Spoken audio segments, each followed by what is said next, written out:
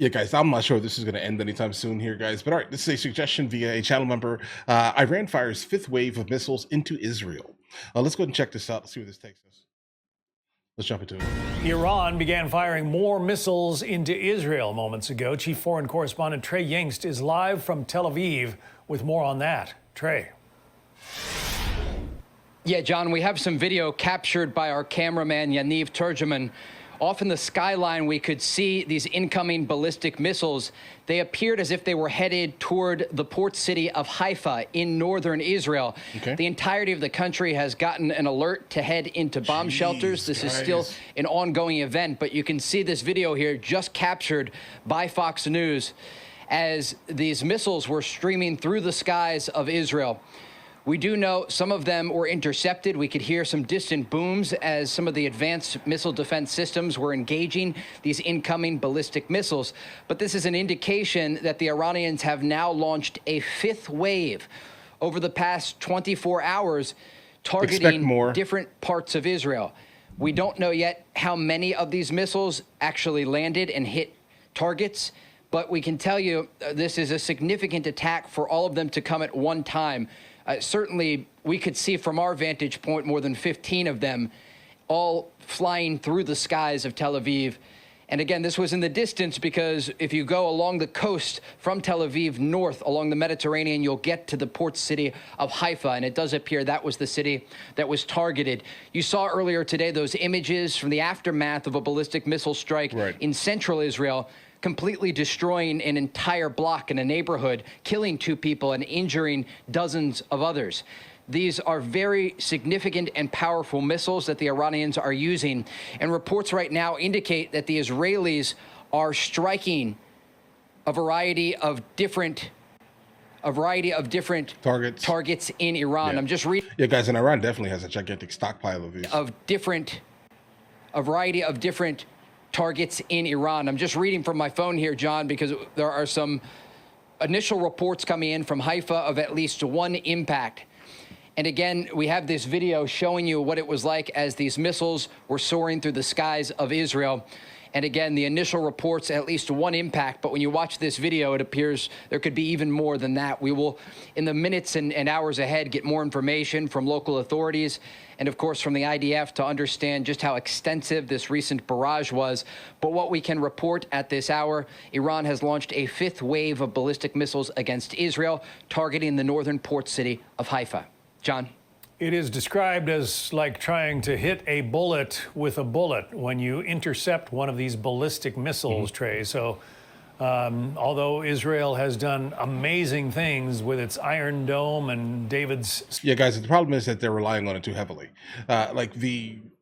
Guys, if Iran decides to basically, instead of putting out 150 at a time, decides to put out 1,000 at a time, there's not a single way that dome is going to be able to intercept every single one of them.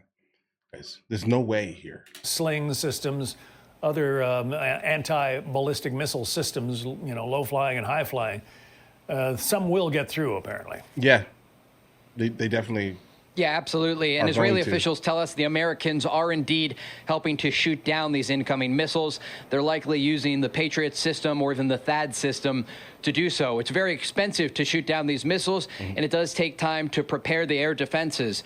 And so this is something both the Americans and the Israelis are working on daily, trying to ensure that they are prepared for more barrages of ballistic missiles.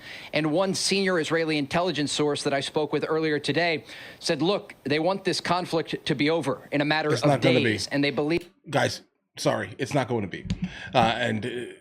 So we do understand that obviously Iran, when they do all types of crazy things, let's say, they're generally doing things through proxies, right? So they're not the ones that are actually doing it. Their name's not on it, but yet their money is, if that makes any sense here.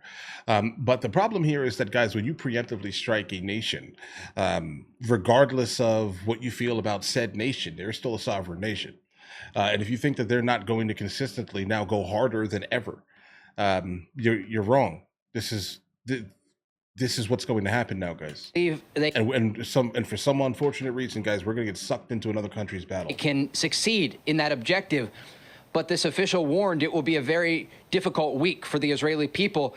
telling Weak. civilians to brace for the reality that there will be more damage and more casualties here in Israel, given the fact that the Iranians have one of the most advanced missile programs in the Middle East. We know they have supplied the Russians with missiles that are being used in Ukraine.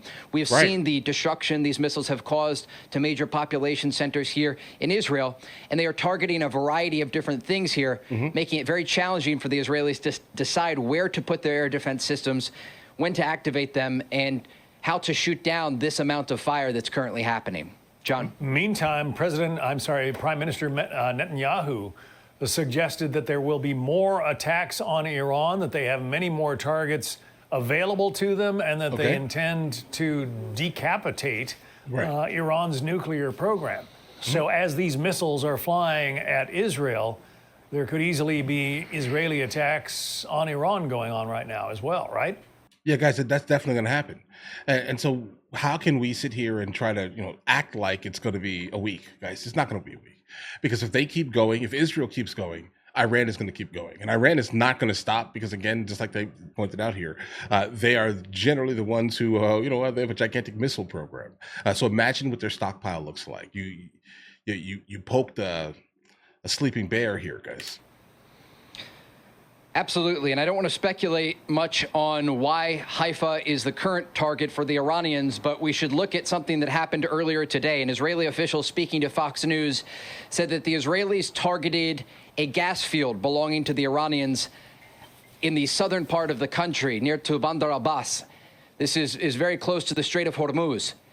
And it was an indication that the Israelis were looking to send a message to the Iranian regime that they will now start to go after energy infrastructure targets, something that the Iranians previously said would raise everything up a step on the escalation ladder. Because we do have to keep all of this in mind, despite the war that has erupted. And this is a war. People here are calling it a conflict, an exchange of fire. It is a war between the two countries. They are exchanging fire. They are killing people. But amid this war, there are certain red lines that each side has, and energy infrastructure is one of them. And so as we look forward, we can expect both the Israelis and the Iranians to adjust what they're trying to hit. And we heard earlier today from President Trump saying that he wants to see all of this conflict end.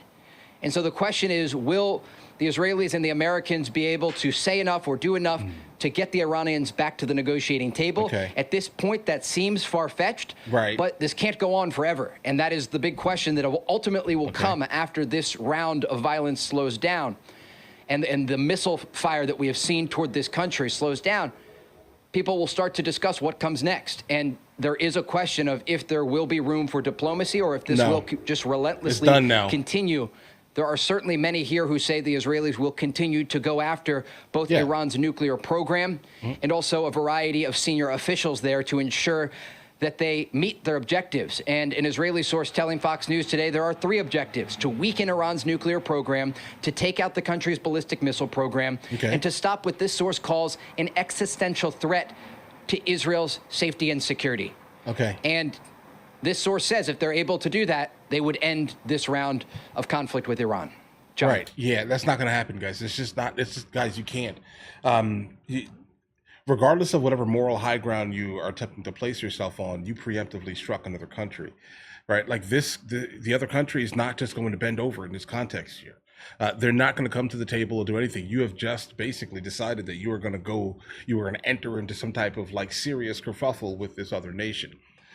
They're not going to back down. Sovereign nation, again, guys, regardless of whatever you may feel about, Iran or Israel, it doesn't matter. One country struck another country, but of course that one country would have never struck that other country if they didn't have a much larger country as their piggy bank, right? So guys, I'm sick of us being attached to any of these things. The fact that we now hear that Iran is basically saying that anyone that is helping them is also equally guilty, that type of thing here, that's wild to hear, knowing that most likely Iran, like many other nations around this country, have sleeper cells within the United States of America. The last thing we actually needed was something like this to actually transpire. WW3 seems even more kind of relevant these days too. We have Ukraine, we have Russia. We have China as our adversary, our trade issues. Now we've stepped into another battle that we have no fight in. Like, we have no dogs in this fight here, guys. Why are we here? But either way, It shouldn't be lost on our viewers that President Trump said that Iran had 60 days to come to the table, make serious concessions, and maybe get rid of or at least significantly curtail its nuclear program. And these attacks by Israel came on day 61. I have that right, don't I, Trey? John, you're exactly right. And these strikes that the Israelis launched against Iran came just days before 6 rounds of nuclear talks were set to take place in Oman. You know, President Trump's Middle East envoy, Steve Witkoff, was channeling those messages back and forth, trying to get an agreement. President Trump has said from the very beginning that he actually sees a prosperous future for Iran, real opportunity for the Iranian people, but that they have to make a deal. And he laid out that 60-day time frame. And just after that time frame is when these Israeli strikes started. And so, again, we hear from American officials, we still hear from President Trump about this conflict and about the possibility of diplomacy prevailing. And he's made clear he still wants a deal. And the question is how far Iran is willing to go, how many senior officials they're willing to lose, how much of their nuclear and missile program they're willing to have destroyed before they come back to the table. John. Trey Yingst doing a great job reporting live from Tel Aviv. Okay, that's a lot. So basically, they're trying to castrate them. That's what we're hearing. Geez, guys, it's a lot. That's a lot.